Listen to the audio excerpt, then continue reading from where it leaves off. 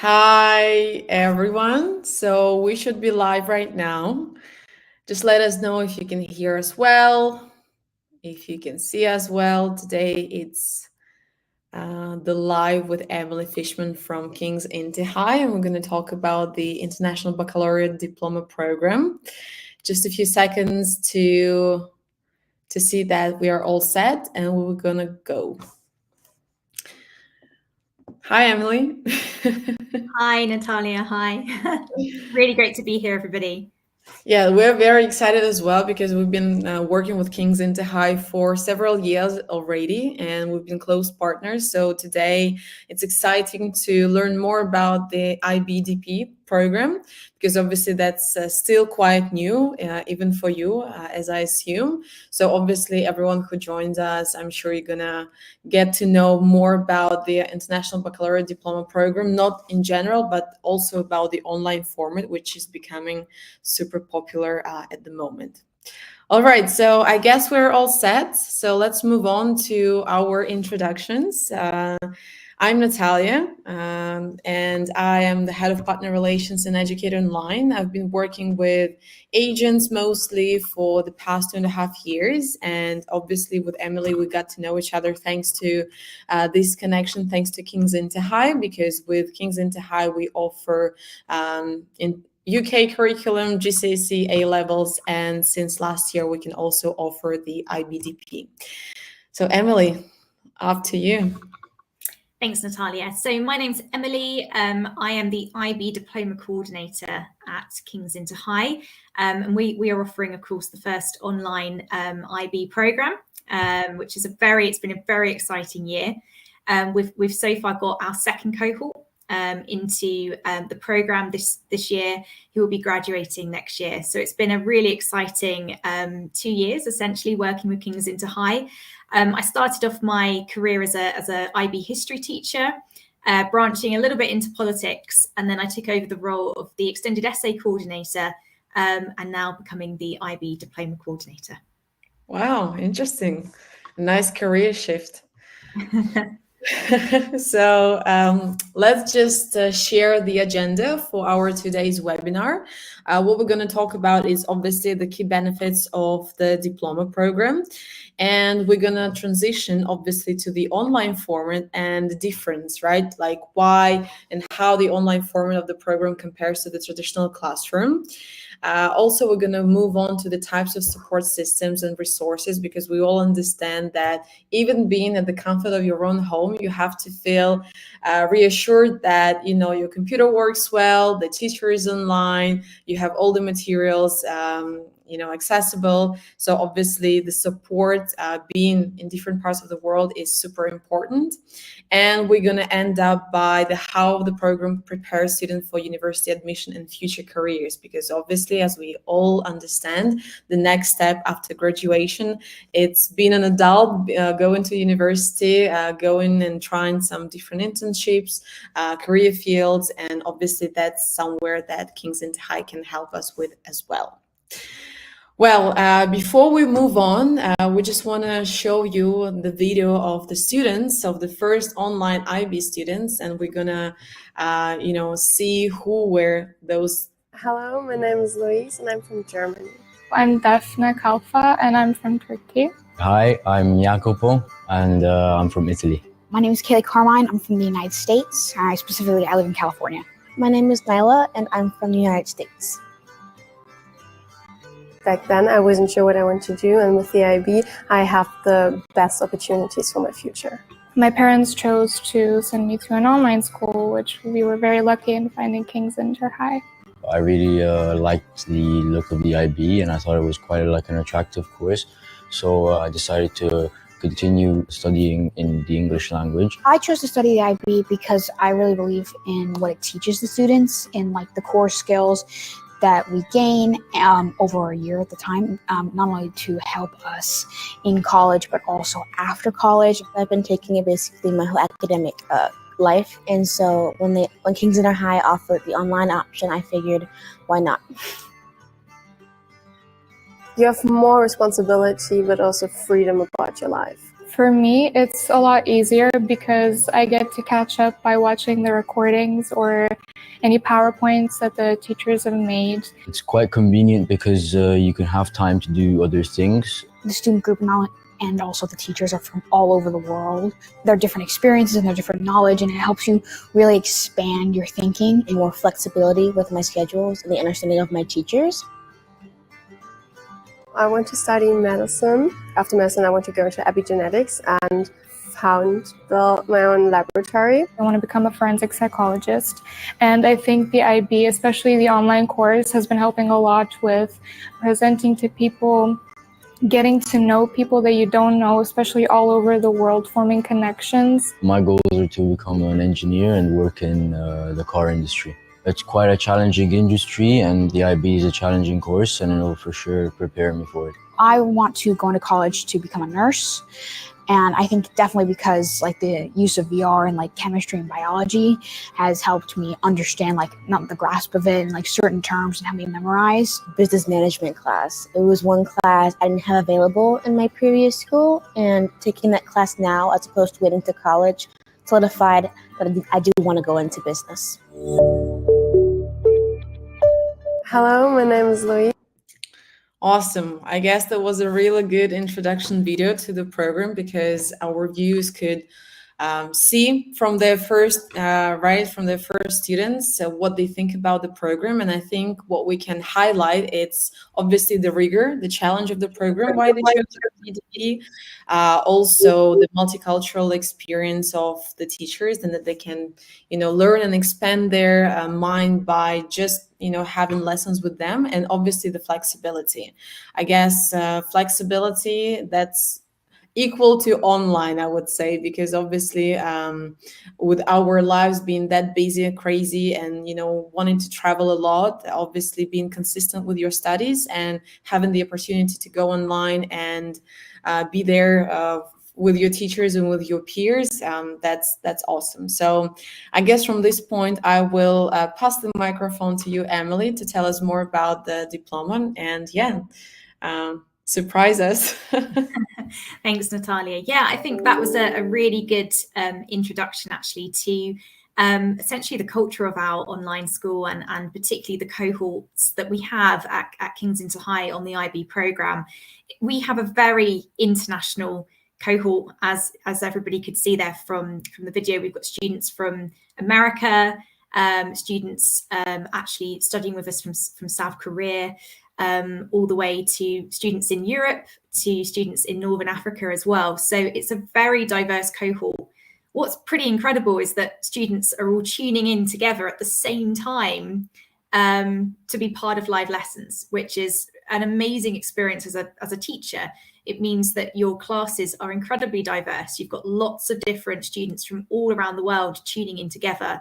So it truly is very much an international school, and that creates in itself a very unique experience for both us as teachers, but also for the students as well. It's amazing to see how they can collaborate using things like breakout rooms. Again, students who are living thousands and thousands of miles away from each other, working together in a shared space, has been an amazing opportunity to observe. I'm going to talk a little bit about why IB, I guess, over other qualifications. And as you can see, the IB itself, and also having spoken to the students there, it's a very rigorous program. Students have to select 6 different subjects, and that incorporates a variety of different subject groups, everything from English to an arts option, to humanities, to science and mathematics.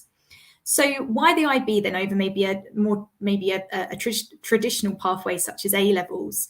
And this is interesting. This has actually come from the IBO's global research findings. You can see here that the IB really encourages independent inquiry, and that is something that for universities and for students going into pursuing further education, this is obviously a very desirable attribute to have.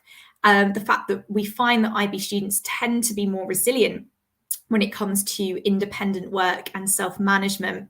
And the fact that they've got those self-management skills before they even arrive at university is again something that's highly desirable and something that universities really look for.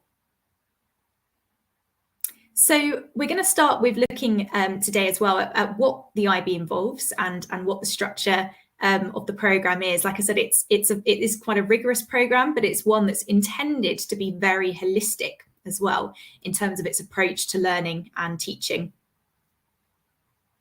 So as you can see here, the IB itself, very much at the centre, is the IB learner profile. So we try and embed all of these different attributes into our students. So everything from ensuring students are inquirers, they're asking, kind of conceptual questions around their learning, to being knowledgeable, thinking and being open-minded to new ideas, to everything to actually being caring and supportive. And that is a really important skill and something that, again, despite the fact that our students are living thousands of miles apart from each other, we really do have in our year groups a really strong culture and community.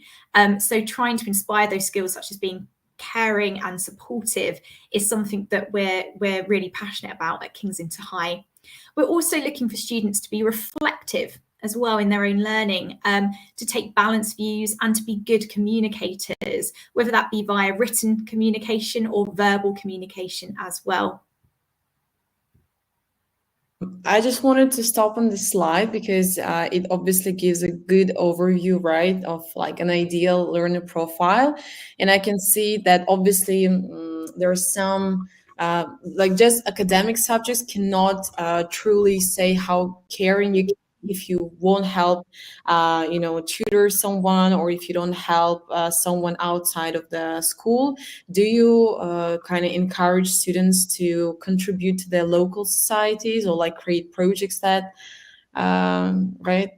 Yeah, absolutely. So within the IB program, we have something called CAS. And students, as part of the S of CAS, have to do a service activity. And so lots of students are volunteering, they're giving back to their local communities. We've had students who have volunteered at, for example, like their local hospital, to their local wildlife centre, to even actually offering like tuition to younger students. So that is something that we embed, maybe not so much in our subjects, because obviously that is, as you said, very much the academic side of the IB program, but something that we are embedding in our pastoral program and also through CAS as well. Awesome. But I guess we're going to talk more about it as well later, right? Absolutely. All right. Let's move on then. Okay, so so obviously as part of the IB program, as you can see here, the student is always very much at the centre of what we do is in terms of our teaching and in terms of our pedagogy. And like I said, it's very much a holistic program. So, around the outside, you can see that we've got international mindedness. Like I said, I think our cohort being an incredibly international cohort very much ticks that box. We've then got the different subject groups which students have to take. So we'll cover more of that later. Then they've got the core program, which we'll cover as well, which is basically TOC, the extended essay and CAS. And then within that, we've got the learner profile. So hopefully the student can then, throughout all of the program, really ensure that those attributes are being embedded into their own learning and into their own success, essentially. So as it says here, the whole program is underpinned by research-based approaches to teaching and learning. And we are, of course, as well, as a school, all of our teachers are IB trained. They've all had IB training, and lots of them are very experienced within teaching IB as well. But we do look to, of course, ensure that we are using within our lessons, the most up-to-date research, pedagogical skills and tools to ensure that, again, our students are really engaged and collaborating in an online space, which obviously presents itself with a different set of challenges as you would expect to perhaps a physical classroom. Yeah, for sure. I guess like using the up-to-date materials and researches is obviously important, like in all different educational approaches. But I guess here it's crucial for the IBDP. Absolutely. And again, particularly as we're working in an online setting, so it's really important that we're using a variety of different methods to ensure students fully engaged with their studies. So, for example, all students as part of our program have to have cameras and microphones on to ensure that students are really engaged and talking, collaborating, communicating with each other. So it is a really important part of our program, really, and our offer. So moving on, we've got 6 subject groups. So all students have to choose a subject from one of these groups. There is a little bit of flexibility. So, for example, if a student didn't want to choose, for example, the arts, I've put that one in green, they could elect another subject from group 3. So they could end up with maybe a history and a psychology, or history and business, or something like that. But all students have to do group 1, which is studies in language and literature, a language acquisition. At our school, we offer French and Spanish. A group 3 offer, which is the humanities. We've got a real variety of subjects there, and often students really find those subjects incredibly interesting. And then group 4, science. So again, we've got 4 sciences on offer at our school. And then finally, maths, which is an essential part of the IB. And then number 6 is the arts. We offer visual arts, which again is a really great outlet for students to express their creativity. So as you can see, a real range of subjects. And I think that is something that is really valuable for this program. Is it's not a sense of, we're not pigeonholing students into one set of subjects like the humanities or maths or science. Students really have to engage in a variety of different subjects, which again is a desirable option for lots of universities. But it also gives them, I feel, real flexibility for the future.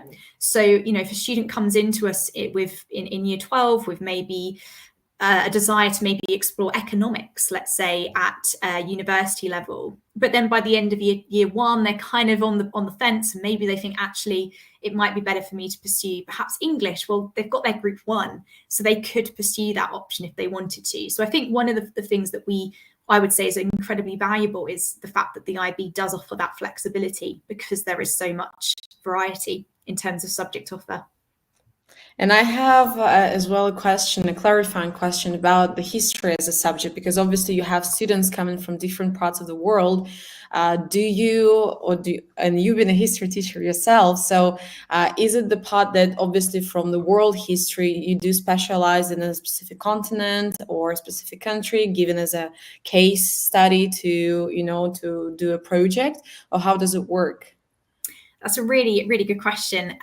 So what we currently do is for paper 2, which is the world studies, the world option, we've got 2 options that sort of fulfill the boxes for ensuring that there's lots of different countries that are on offer. And we look at both the Cold War, and we also look at authoritarian states. So it is, I think, for paper 2, very much an international offering. For paper 3, we pursue the history of Europe, which is more kind of constrained to, of course, the continent of Europe. But as part of the students' internal assessment, we do suggest to students to sort of embark on, a study that might be relevant or contextually relevant to where they're based. So we have had students this year pursue internal assessments from a real variety of different locations, which again, is incredible. As a history teacher looking at this, we're thinking, wow, there's so many different kind of international options I'm marking and moderating this year. So, for example, we've had one student who's written about the Korean occupation. We've got a second student who's looking at the American Civil War. And again, it's very much based on their own context, their backgrounds. Got it. So yeah, we really do try and offer a kind of a curriculum that suits the needs of our students. That's awesome. Yes, I loved it. Okay. Let's go to the next one then. That's more explaining about the level of the subject. So you mentioned about the different groups of the subjects, but here as well you have HL and SL. Absolutely, yeah. So what we tend to have at IB is we have 3 subjects that are available at HL level. And this requires students to explore those subjects in more detail and more depth, okay?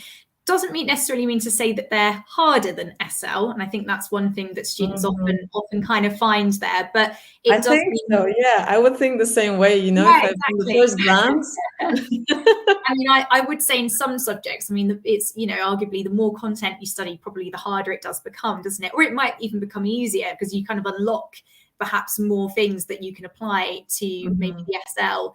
But yeah, essentially 3 subjects at higher level and then 3 at standard level. So what students are doing is getting like I said, they're kind of exploring 3 subjects in quite a lot of depth, with extra lessons each week, and then 3 subjects at more of a standard level. And so what this does is, again, it really ensures that students have got the variety there available. We would say to students that are thinking of pursuing subjects, for example, like maybe law or medicine or economics, for example, to ensure that they've got the right combination of HL and SL subjects in year 12. So it is good to kind of think ahead when looking at the combination of, whether a subject is a higher or an S or for example, an SL. We often say to students, if you're thinking of pursuing maths at university level, to maybe think about taking HL maths from year 12 versus, everybody else that's maybe taking it at SL. So it is that combination that does require a little bit of thinking about and preparation for. But you do have like counselors, right, before the start of the program who would like suggest different combinations, or depending on what's your pursue after the graduation, like what's the best, let's say, match for your needs and skills at the moment, right? Absolutely. And we do, we interview all candidates who arrive with us, and we talk through, what is going to be their potential future destination. How do we ensure that the students that arrive with us get to that future destination? So yeah, picking the right options is very important. Obviously, there is flexibility to change during year 1, but we wouldn't recommend it in year 2. Yeah. So being set on that right pathway, yes, is really important.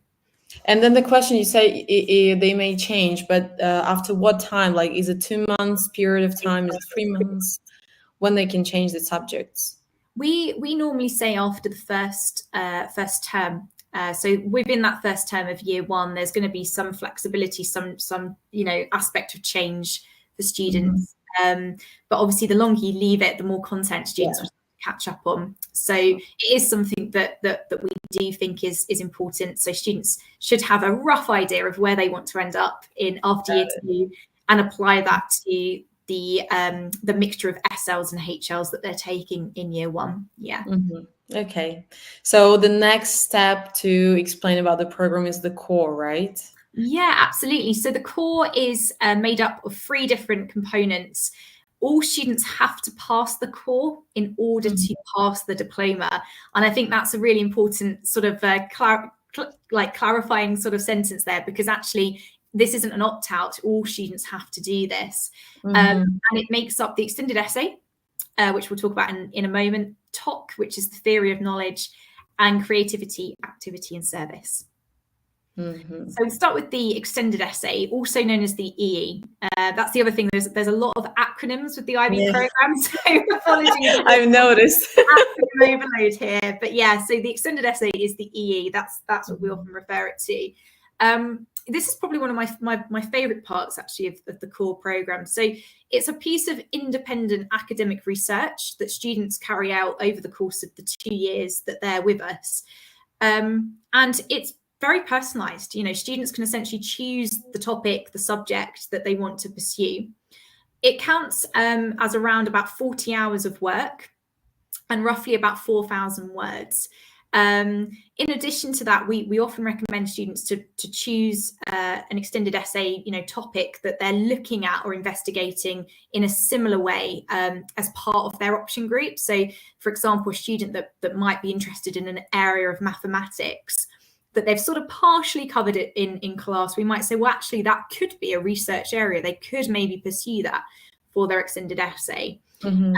So it basically, we say any subjects that a student is opting for as part of their diploma, they can pursue.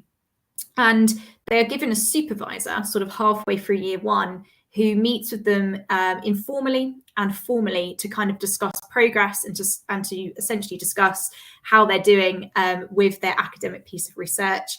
And it's a very interesting process because, students, again, will be coming up with a real variety of different questions, different research topics, some of which will involve some aspects of primary research. Most topics involve secondary research. And then at the end of sort of year 1, students will be going away to then write up their extended essay with a first draft coming to us in year 2. essentially. Got it. And then we yeah. So I put here just a few actually example research titles, and I think what's quite interesting is you can really see the sort of diversity that schools, and particularly within our kind of international context, tend to get. I mean, you've got everything from kind of biology research titles to historical ones. We've had quite a few history essays come in this year, to things coming in around, you know, Charlotte Bronte, Jane Eyre, gender, geography, visual arts. I mean, there's a real variety of different ones. And so again, for us as teachers, it's very interesting, but also very rewarding actually to sit and read a student's essay that they've produced, and to guide them as well. So I think for us as educators, I think this is a very rewarding part actually of being part of the program. So here I have as well a question in terms of the research, because obviously when I was myself it's the university level, but when you're in university and like writing the research, you are connected to sort of a company or somewhere where your internship was, so you can gather the data and then present it. Obviously here we're still talking about like the high schoolers, right, the students. So would they use only the papers, like the research that they would find online, or you also encourage them, you know, if they're doing some volunteer work or they are somehow contributing to their local society and they're going out with some project, that they can connect this project to their research title? How does it normally, like in your experience among all the IB students, what do they choose? Go completely online or still to mix the practical kind of experience with the research paper? Yeah, it's a really interesting question. I think we do tend to get more of students using online materials, and we have an online kind of academic platform called JSTOR, which a lot of schools have, where you can find fantastic academic articles and research. So a lot of students have kind of for example, pursuing research projects which are sort of things that they might be maybe eager to study actually at university, but they're almost looking at that within their subject lens for the extended essay. We do have one or two students that are doing things a little bit more practical. So like, for example, with the science options for group 4, and actually getting and obtaining some primary data. But I would say most of our students are kind of looking at this through going to their local library, consulting. I have had a student who's consulted their local university to try and get kind of papers and research, or using online materials, like for example from JSTOR. Got it. All right, so let's move on to CAS. I think that's most interesting for me, because I am about creativity, activity, and service. Obviously, that's something that makes you a person as a person, human being, right? Like caring, loving, and understanding. So let's talk more about this. Absolutely, yeah. CAS is often one of the highlights actually of the IB program. It is so fantastic to see, particularly in our context as well, the variety of CAS experiences we've had over the last year have just been like everything from surfing, scuba diving to rock climbing. We get a real variety, just because we've got so many students living in so many different contexts around the world. So essentially students over the course of their program have to be part of 18 months of continuous service, whether that be creativity, activity, or service, so that we can obviously pass CAS as part of their IB diploma. They as well have to undertake a CAS project halfway through, and again we've had a real variety of different projects, a real variety of different experiences that have come out of this. So one of the fantastic experiences, actually, just to share a real highlight, was we have roughly about 4 to 5 students who live in kind of like Southeast Asia, and they have decided to collaborate together on a cookbook, sharing lots of different Southeast Asian recipes. And so as part of that's been part of their CAS experience in terms of collaboration. And then they're going to share this recipe book with their local community. So I just thought that was a really nice example, really, of how students around the world are collaborating and then basically creating something that they then can give back to their local communities. So and that can be also shared with your other peers from the group, because I remember when I was on exchange myself, we had these Fridays which would called cultural presentation. So every country would prepare the food, would prepare, the presentation to talk about your country, your culture, and it was super interesting to exchange. It was always fun. So I guess that kind of part or the book could be shared as well with your peers, and then you could, go all on Zoom and then make a culinary master workshop or whatever. That's nice. All right, let's go on next. That's still about talking about CAS, right? Yeah, so I'll just give a very, very brief overview just to kind of clarify what it stands for, really. So we've got creativity, which is about essentially making something. So it might be art, photography, music, web design. We've got quite a few students who are making websites and that sort of thing. Could even be creating a performance as well. Activity is all about breaking a sweat. So it could be, playing in a team, doing some team sports, outdoor adventures, any other kind of sport or activity, and or dance as well is one. And then the service part is essentially helping others directly. So it could be, helping others directly or indirectly, or advocating or raising awareness for a particular cause as well. So yeah, it's a really great part of the program, and I think again it's a part that students really enjoy. It's the part where students really look forward to participating in all these different strands. Yeah, it's because it's, I guess, like it's our hobby, or it's something, because for me, breaking a sweat like activity, it's something that helps you to just, wind down, and it's not actually about studying at all. It's something that you contribute to yourself for your well-being, as well as creativity, right? Like many people say that meditation is whatever you choose to do, like that you like. It can be a sport, it can be, creating art, drawing something, and that's awesome that it's a part of the program as it's such. So it makes students to think that it has to be in your life, because it does, to make sure that you're sane. Absolutely. All right, so the theory of knowledge talk. That's Great. I guess. Yeah, so this is the last part really of the core, and TOC is, so students have TOC classes every week, and it is really, as the first sort of point says, it's kind of an opportunity to explore and reflect, like, what is knowledge, like what is the nature of knowledge, and how do we know things, what does that process involve.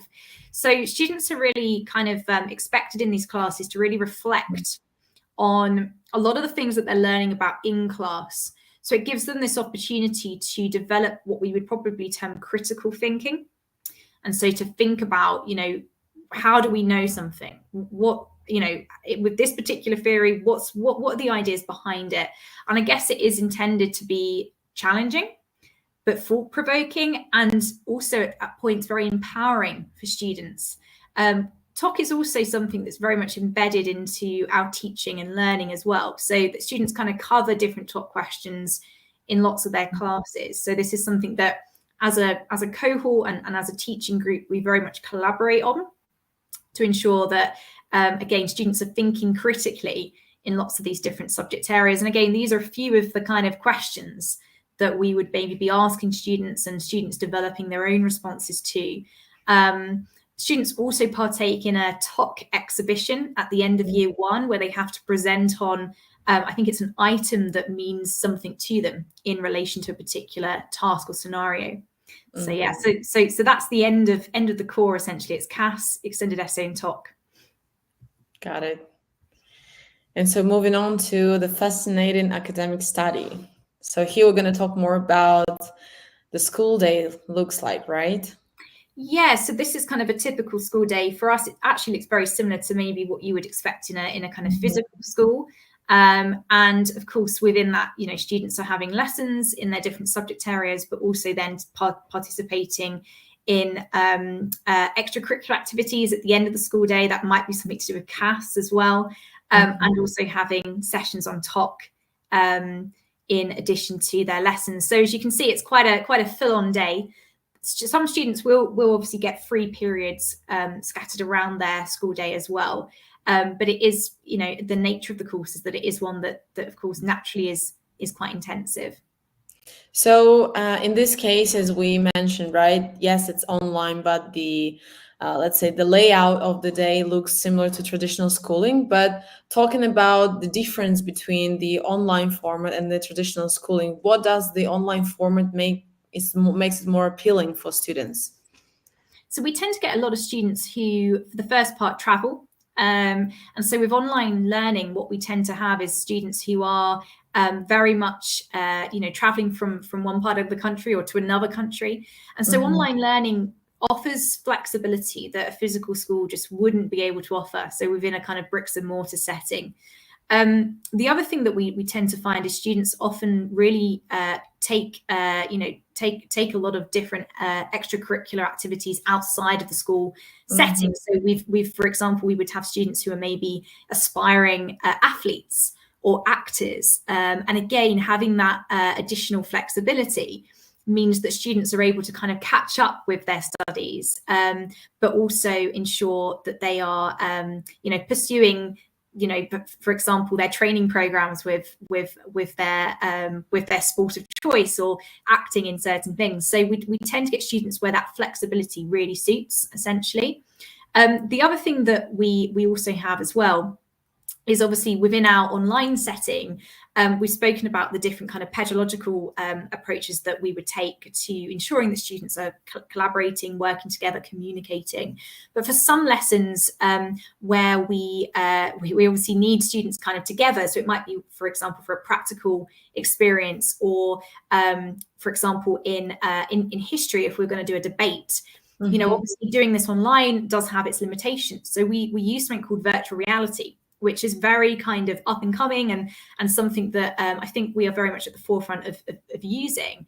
We very much use VR to enhance and enable kind of student-centered learning. And as you can see there in some of the pictures, we have a variety of different lessons that have been created by our team, where students are collaborating, might be, for example, within the context of a science lab, and they are working together. So we have got tools in place and strategies in place to ensure that we are offering an environment that is very stimulating and rich for learning, and that is something that, again, we have a very kind of unique offering of. I think science lab is one of the most exciting things that students can have, because obviously for science subjects, right, chemistry or biology, I think that's something that was exciting for me when I was back a student, to like mix and stuff and see the result. And I guess having this chance to test and learn straight away without damaging anything, but it's actually great. So obviously VR, and I actually tried VR because King's InterHigh had an open lesson, and that's something that you guys are doing quite often, which is great, because everyone from outside can come and see what is the lesson online, how the teacher interacts, how engages with students, and then obviously we tested VR, which was I felt myself like a granny, because I was like, oh my god, where should I go, where should I click the button on? It does give some time to get adapted, but obviously as an approach to use during the online studies, it's amazing. So good job on that. And I know you are doing some global student gathering. I know we don't have any date yet, but tell us more about it, because I think it's interesting for this huge student community that you're having, right? To come and see each other in a live format. Yeah, we had a trip this year, actually, in July, where we went to Dubrovnik in Croatia. And it was absolutely incredible, because obviously we had most of our cohort there who we haven't actually seen in person, but seeing them in person was fantastic, and seeing them interact and collaborate and make friends was a really great experience. So this is something that we are conscious of, and we would like to offer more of course, is more kind of in-person meets, and particularly as this was as well organised for CAS. So during the trip, students had opportunities to pursue creative activities, kind of more like sport-led activities, and then also the opportunity to do some service, some giving back as well. So it was a really fantastic trip, and it's something that, again, sort of really kind of solidified what had been a fantastic first year on the programme, and we're hopeful to offer the same for next year. So we are looking forward for the new photos then from Yeah. 2024. And we come to the pastoral program, right, that we mentioned right at the beginning. So as we are going to the end of our presentation, I guess it will be important also to mention how you create this all-rounded experience in IBDP. So I guess, Emily, you can tell us by mentioning the pathway and pastoral program as well. Yeah, and I think this is a really, really important part. You know, we obviously recognise that the IB programme is academically quite a rigorous one, and it is important to have that kind of all-rounded support for students that are part of the programme. So yeah, so we offer a variety of different things. I mean, the first thing is that we ensure that students are really equipped with the skills to undertake some of the academic intensities. So we have something called mastering learning sessions, which we offer, which ensures that students are well versed when it comes to things like note taking, revision skills, using skills that often are maybe slightly a little bit more underdeveloped in year 12, so that when they get to year 13 in IB year 2, they're very well versed and they know exactly how to prepare for their examinations and for their internal assessments. So we do value that, and we think that that's a really important part, as well as obviously providing that pastoral support. So we have regular, assemblies each week. Students on IB have 2 tutor sessions every week as well. So they have a very supportive form tutor who can, of course, address concerns or any issues that students are facing. We also have, as well, right from the beginning, a lot of support around universities and university applications. We have a futures coordinator at the school who can provide that advice to students. And then we also have, help involving things like personal statements when it gets to year 2. And we also have a work experience and reading week as well for students, which we think is obviously really, really important. So, yeah, so I think, we value the fact that students have got to have that sort of very strong foundation of kind of pathway and pastoral support available for them to really thrive on a program that is quite academically rigorous. Mm-hmm. Yeah, I guess this all-around 360 support from your peers, again, from your teachers, from the counselors, and obviously it kind of you're getting immersed into this atmosphere, so you feel like it's going smooth and you are transitioning from year 1 to year 2, and you can see the goal and objective that you've been setting right at the beginning, and then closer to the end you will see it more live, and the steps that you've been developing along this way would be real by the end of the program. So I guess we came to the end of the presentation, and I think we shared lots of information. I've been asking you lots of questions along the way, and you revealed the answers already. But anyone who listens to us right now, if you have some questions, or if you watch this video on a replay, just leave us a comment and we'll make sure to come back and give you more details. But at the moment, I guess, Emily, maybe your final words on next steps for if a student right now wants to or he thinks about being enrolled into the program. What are the best steps to do if you would go to recommend or suggest something? Thanks, Natalia. Yeah, I think next steps is that we would really love to hear from you. So if you are interested in pursuing the online programs, this would be starting in 2024, next year, in September, then please get in contact with the admissions team at King's InterHigh.